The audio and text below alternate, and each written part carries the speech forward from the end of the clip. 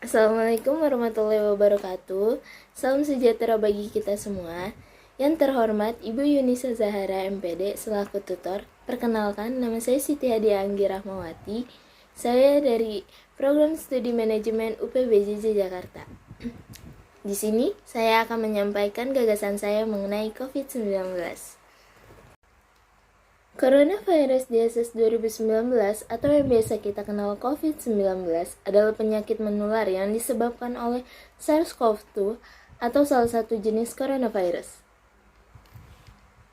Virus corona pertama kali muncul di kota Wuhan di Cina pada Desember 2019.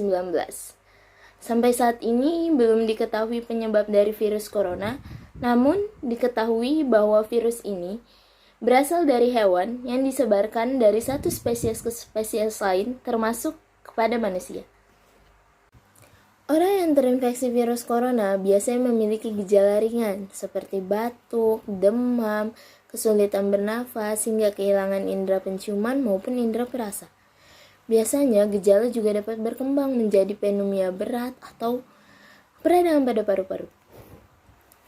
Virus ini dapat menular dari droplet atau air liur dari saluran pernafasan yang dihasilkan ketika terjadinya infeksi pada saluran pernafasan, batuk ataupun pilek. Jarak jangkauan droplet biasanya hingga 1 meter.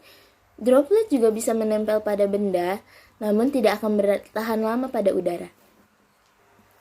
Waktu dari paparan virus hingga timbulnya gejala klinis terjadi antara 1-14 hari atau rata-rata pada 5 hari. Virus corona ini masuk ke Indonesia sekitar Maret atau April pada tahun 2020 setelah ditemukannya 2 pasien yang terkonfirmasi memiliki gejala COVID-19. Setelah adanya 2 pasien yang terkonfirmasi memiliki gejala COVID-19, penularan virus ini semakin meningkat.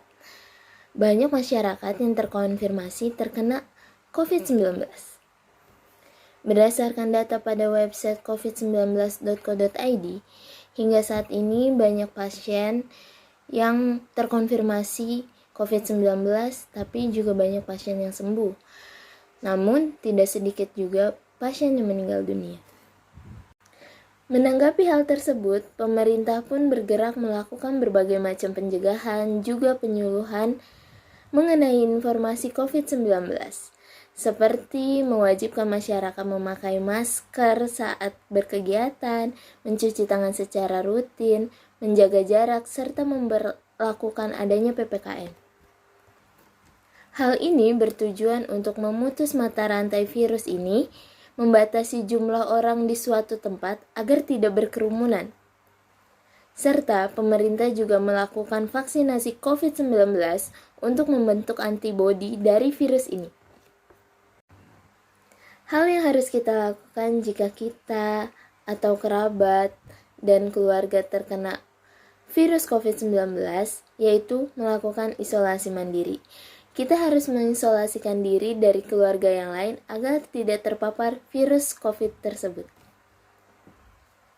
Kita juga harus tetap memakai masker, mengganti masker secara berkala, minum vitamin, juga obat untuk menyembuhkan COVID, makan makanan bergizi, serta kita juga bisa dapat menghubungi layanan tanggap COVID-19 jika kita merasa kita mempunyai kondisi yang buruk pada tubuh kita atau gejala yang berat seperti sesak nafas. Adanya pandemi COVID-19 tentunya memberikan banyak dampak pada segala sektor di Indonesia, terlebih pada sektor pendidikan dan perekonomian. Pada sektor pendidikan, pembelajaran tatap muka terpaksa dihentikan dan digantikan dengan pembelajaran daring atau pembelajaran non-tatap muka. Sekolah-sekolah, bahkan universitas juga ditutup untuk memutus mata rantai dan menghentikan penyebaran virus ini. Pada sektor perekonomian, banyak perusahaan-perusahaan yang gulung tikar, juga banyak perusahaan yang terpaksa melakukan pemberhentian terhadap karyawan-karyawannya, dan lain sebagainya. Demikian gagasan yang dapat saya sampaikan, semoga bermanfaat bagi kita semua. Jangan lupa menggunakan masker, mencuci tangan menggunakan sabun, serta semoga kita semua sehat selalu. Terima kasih dan mohon maaf apabila ada kesalahan. Wassalamualaikum warahmatullahi wabarakatuh.